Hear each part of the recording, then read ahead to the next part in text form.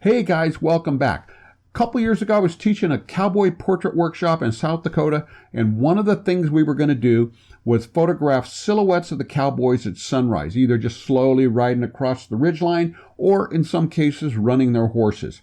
And so here you can see what it looks like without much of, a background or a sunrise or anything, because there was no sunrise, there was no color, there was nothing.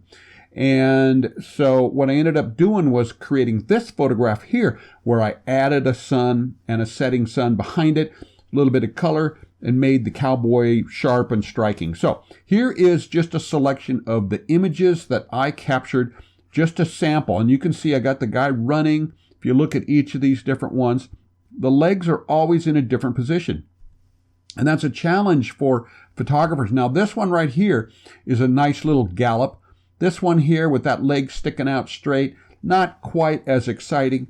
So you could come over and look at this one, and it's got a little bit better leg position and so on. And so, it's kind of a toss-up here between them. If I look over here, I'm thinking the hands are not sticking out quite as much as they are here. So I'm going to pick this one. So we'll right-click on it and open with Photoshop. And I'm using 2024 right after they made generative AI permanent. So here you can see, again, nice and sharp.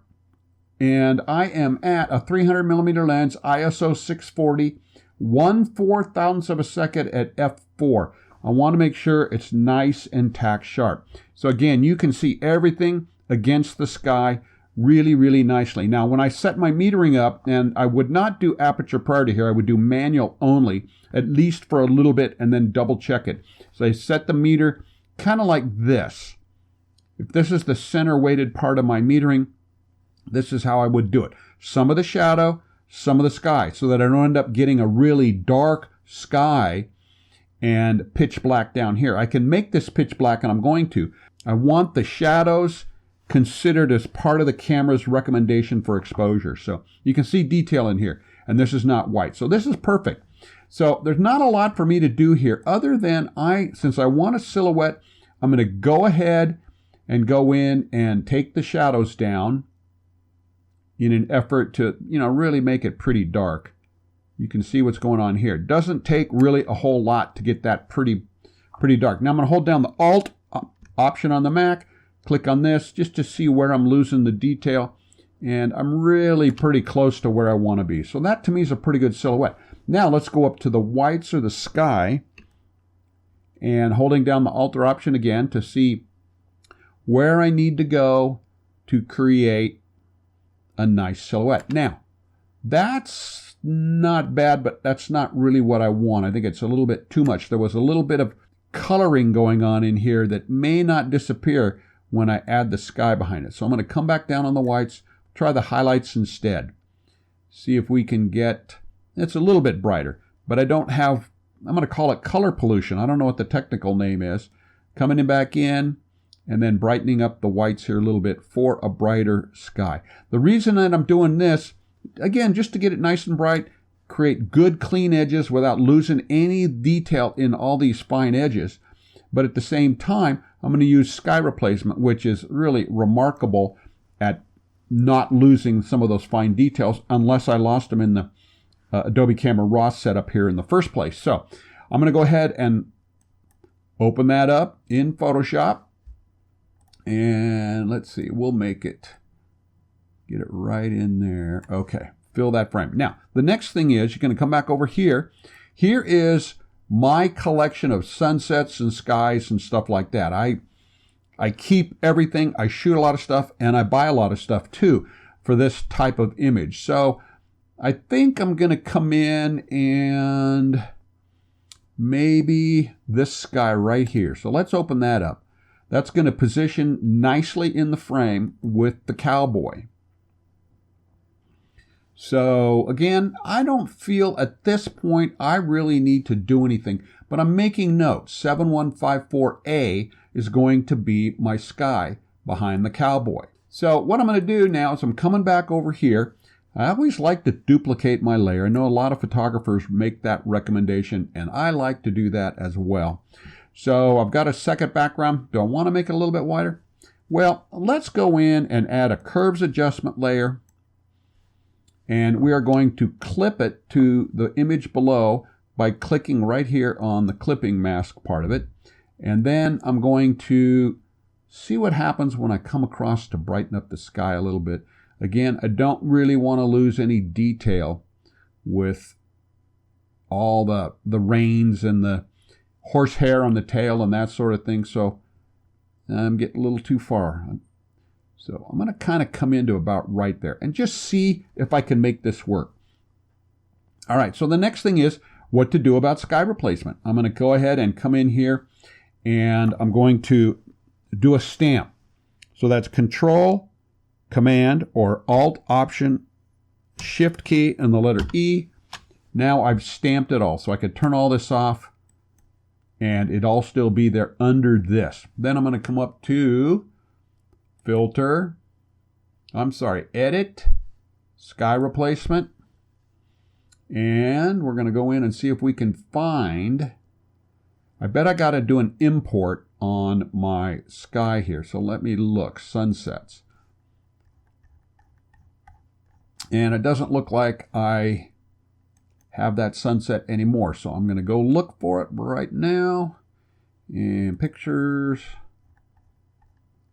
I call the folder Photo Elements, which is where I keep all the sunsets, shafts of light, texture, and so on, all in that one folder so I know where to find everything. So we're going to come down. Let's see. I picked 7.1. All right, let's see. It had an A on the end of it. I tagged it so that I knew what I was looking for. There we go, right there. Okay. So we've imported that now. I'm going to pick it. Let's see how it works, and it works pretty good. Now, you got to clean up the bottom down here, so you're going to go in and want to shift these edges.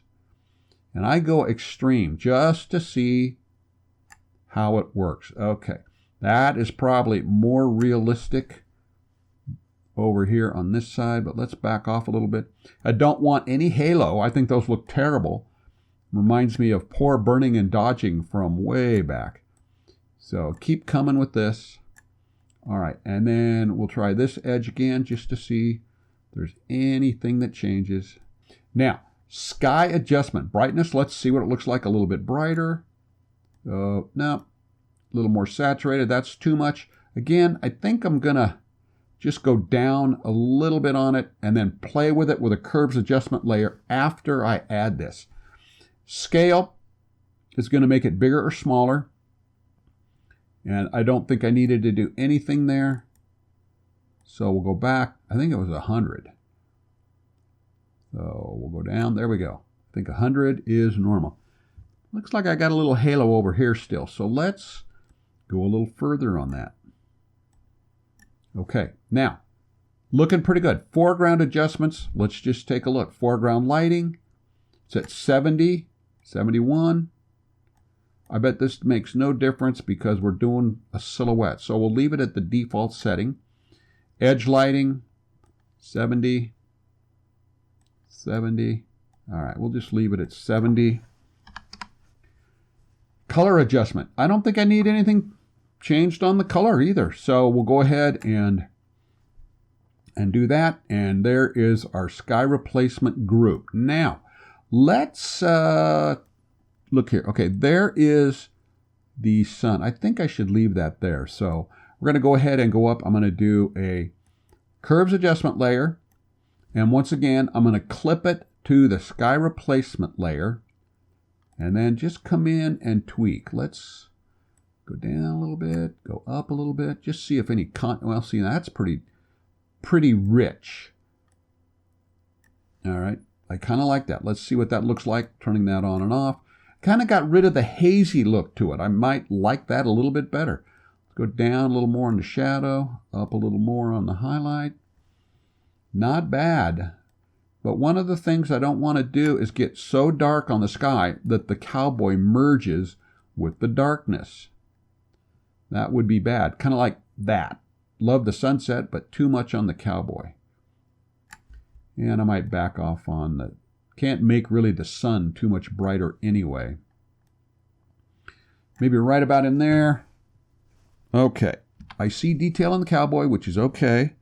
Let's go ahead and blow it up a little bit bigger, make sure he's looking pretty clean. Not too bad. Okay, so we've got the cowboy sitting on the sky. So I'm thinking what I'd like to do is enrich the sky a little bit more. Now, it happens to be within the sky replacement group. There's already a sky brightness layer over it. So I'm thinking, coming back in here, of course, maybe going above, adding a hue saturation layer just to see. You can see how easy it is to really overdo it. So we're just going to go up a little bit. Enrich it a little bit more. So I think the sky looks pretty good enriched, or I should say saturated is probably a better way to do it. So what else could I do here? I could come up and try a vignette. Control-Alt-E again. We'll come in and we'll do a vignette by going up to Filter and Lens Correction Filter. To me, it's the easiest way to get a vignette in there. And we'll just go down on it. Maybe about halfway. And then we'll blend a little bit more with the midpoint. And come back maybe just a little bit more. Let's just see how that looks. Okay, on and off. Hardly noticeable, but it's not bad. So that's a very simple replacement behind the cowboy, which now tells a completely different story than it did before with just the white sky by adding just a little bit of color to it. So I think that pretty much was my intention with the photograph in the first place. What can I do to make it pop a little bit more? And I think that this achieved the goal. So anyway, hope you enjoyed that. See you in another video.